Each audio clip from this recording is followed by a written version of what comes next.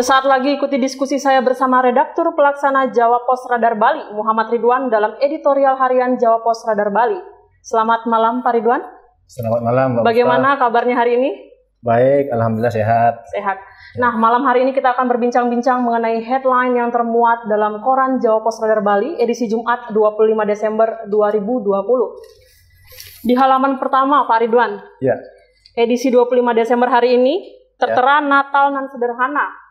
Dalam rangka hari Natal hari ini dan juga bertepatan dengan masih berlangsungnya pandemi COVID-19, Bagaimana nih perkembangannya Pak hari ini? Baik ya Mbak Puspa, terima kasih kesempatannya. Ini merupakan hari perdana kita editorial Jawa Pos Radar Bali. Kebetulan saya perkenalkan Jawa Pos Radar Bali untuk edisi hari libur, hari Minggu biasanya. Itu ukuran korannya berbeda dengan hari-hari biasanya.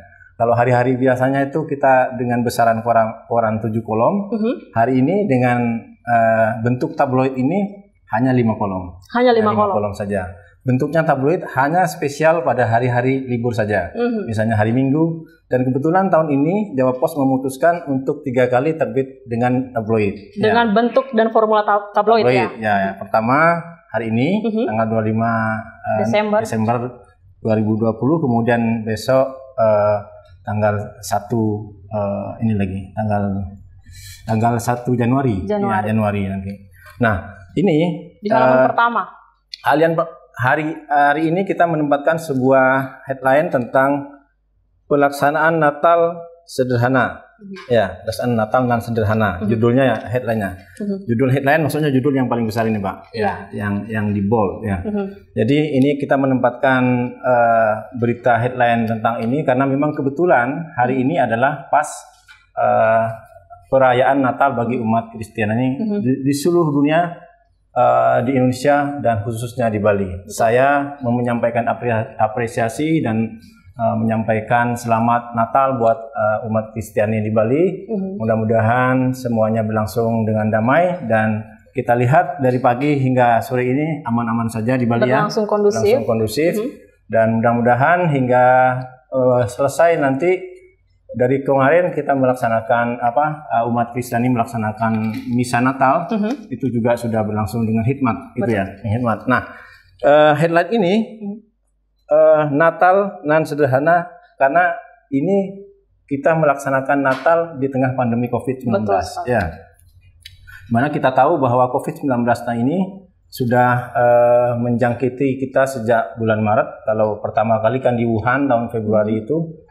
Sudah mulai menyebar, kemudian di Asia, dan kita sudah mulai lockdown atau istilahnya melakukan penutupan interaksi sosial sejak bulan Maret. Dan di Bali penerbangan sejak 24 Maret sudah ditutup internasional ya.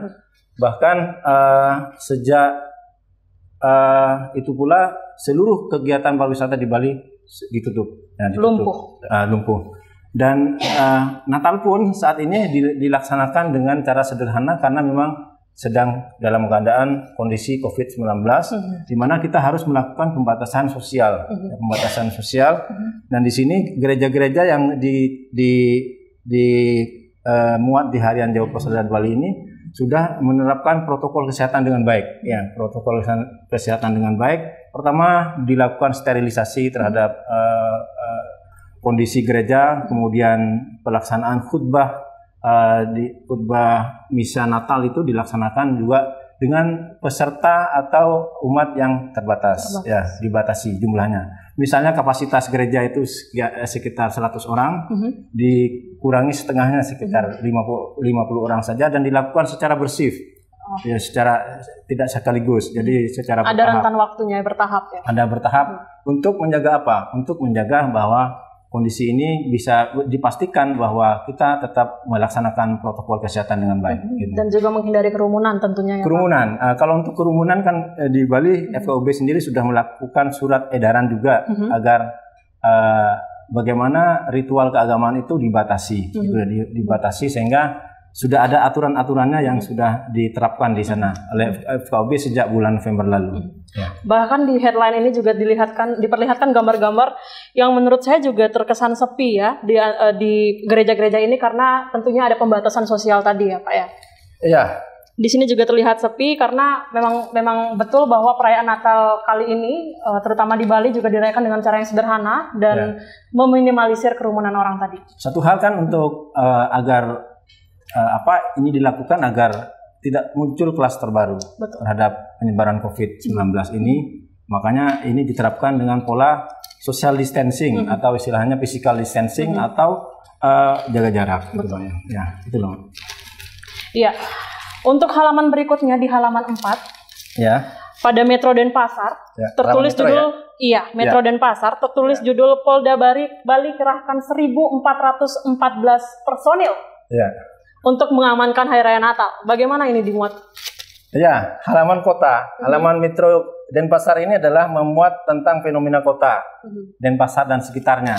Kebetulan hari ini kita memuat tentang pengamanan Natal dan Tahun Baru tentunya ya, Natal dan Tahun Baru karena ini satu rangkaian di mana Polda Bali mengerahkan sekitar 1.400 personil, 1.400 personil yang disebar di seluruh titik di seluruh Bali. Kalau kita ilustrasikan 1.400 personil itu sama dengan satu batalion. Satu batalion itu sama dengan 1.300 orang. Ini 1.400 kurang lebih begitu. Jadi komposisinya sekitar satu titik 300 personil. Tetapi seluruhnya itu disebar ke seluruh gereja-gereja untuk memastikan bahwa gereja itu pelaksanaan orang yang sedang merayakan atau umat Kristen yang sedang merayakan dapat dipastikan terselenggara dengan aman, Mbak. Gitu, Mbak.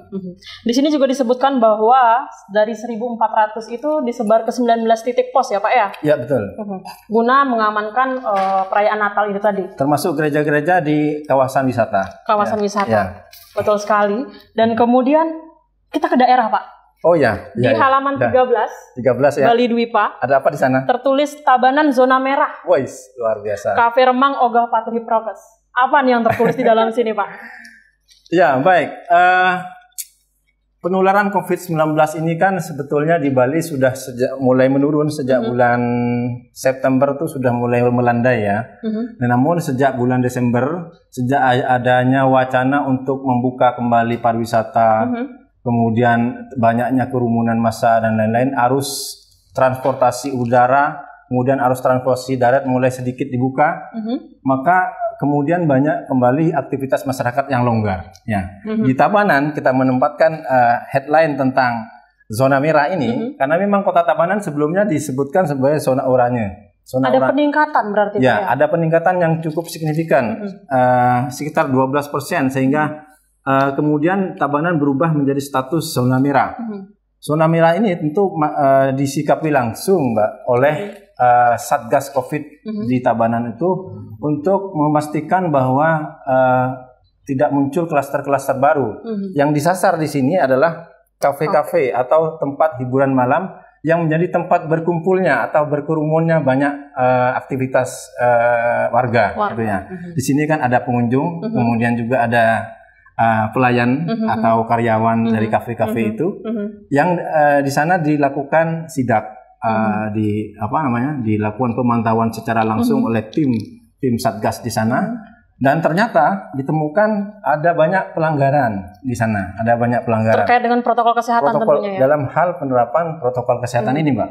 Jadi pertama yang ditemukan itu tidak menerapkan adanya termogan atau cek suhu tubuh terhadap pengunjung yang datang di kafe itu. Ada 3 kafe kalau nggak salah yang ditemukan tidak menerapkan protokol kesehatan itu. Nah itu kalau seandainya dibiarkan, maka zona ini tidak akan berubah atau menurun menjadi zona oranye atau zona hijau atau zona kuning. Nah yang kita harapkan adalah penularan COVID-19 ini terus ditekan karena wacana saat ini masyarakat atau pemerintah sedang mewacanakan mulai Januari ini untuk membuka kembali pariwisata, pendidikan dan lain-lain. Nah, ini kalau seandainya nggak turun bisa ditunda lagi nih, Mbak. Iya, karena memang penyebaran Corona sendiri itu menyasar pada wilayah sekarang ya, ke daerah, karena sudah mulai ada geliat-geliat ekonomi sudah mulai berjalan, kemudian perayaan adat sudah mulai berjalan, gitu. Dikhawatirkan nanti akan membentuk klaster baru. Ya, ini kan sebuah dilema ya, sebuah dilema. Ada tuntutan untuk melaksanakan ritual keagamaan, ada juga tuntutan untuk melaksanakan bagaimana roda ekonomi ini berputar, gitu ya. Tapi faktanya bahwa masyarakat itu masih ada juga yang tidak mampu menerapkan protokol kesehatan dengan baik. Salah satu misalnya ketika ada sidak atau pengawasan pemakaian masker di jalanan, masih banyak yang ditemukan adanya warga yang tidak memakai masker, kemudian bahkan juga tidak memakai helm di jalan itu. Nah ini sebetulnya sikap-sikap atau perilaku-perilaku yang memiliki potensi untuk penularan COVID-19. Karena COVID-19 ini kan menular lewat interaksi sosial gitu ya. Termasuk di Tabanan ini sendiri sampai akhirnya termuat dalam koran Jawa Pos Radar Bali. Zona merah. Kalau zona merah, Tabanan bisa-bisa pendidikannya nggak buka Januari. Kalau seandainya ini statusnya tidak berubah gitu ya. Itu termasuk kekhawatiran kami bersama, bahwasannya jika nanti statusnya naik akan merugikan banyak sisi ya. Banyak pihak, baik sisi pariwisata. Tabanan kan termasuk juga wilayah pariwisata, di mana di sana ada Tanah Lot, kemudian juga ada Jatiluwih dan lain-lain, itu menjadi destinasi yang cukup menarik di sana. Kemudian pendidikan juga diwacanakan akan dibuka, kafe-kafe juga banyak menyebar di sana, sehingga kalau tidak intensif dilakukan pengawasan, dikhawatirkan akan terjadi klaster baru. Iya. Untuk berita terakhir hari ini, ada kabar menarik dari Serdadu Tridatu, kebanggaan Pulau Dewata. Iya. Di bagian Sportmania. Ini ya. Iya. Halaman terakhir dari koran Jawa Pos Radar Bali edisi 25 Desember 2020. Disebutkan bahwa Teko pilih bertahan di Bali United. Apa nih yang dimuat di sini nih, Pak? Ya, ini headline kami tentang spot hari ini, yaitu Teko pilih bertahan di Bali United.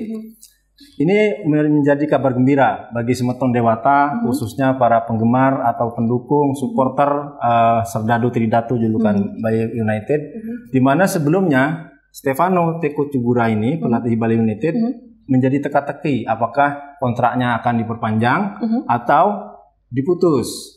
Nah, sejak belum adanya kejelasan, karena sebenarnya kontraknya Teko itu habis Desember ini, tahun ini dengan Bali United, habis ini. Jadi Desember ini sebenarnya sudah selesai kontraknya, dan dia belum ada penandatanganan kontrak baru, sehingga waktu itu terjadi semacam tanda tanya, teka-teki apakah Teko itu akan tetap bertahan di Bali atau tidak. Nah, sebelumnya juga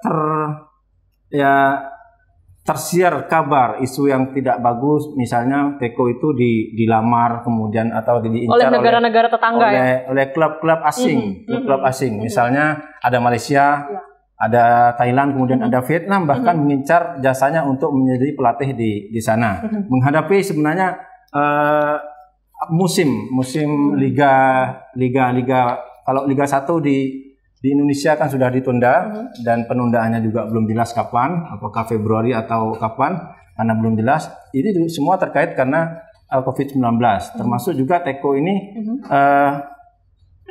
kontraknya kemudian menjadi jelas ketika dia kemarin mengumumkan sendiri bahwa dia telah menekan atau menandatangani kontrak perpanjangan selama 2 musim ke depan.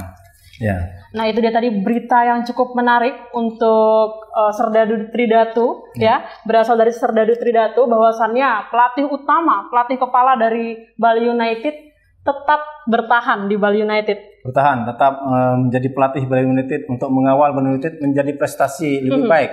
Karena tahun 2019 Bali United sudah menorehkan sebuah prestasi luar biasa menjadi juara Liga 1 tahun 2019, musim 2019.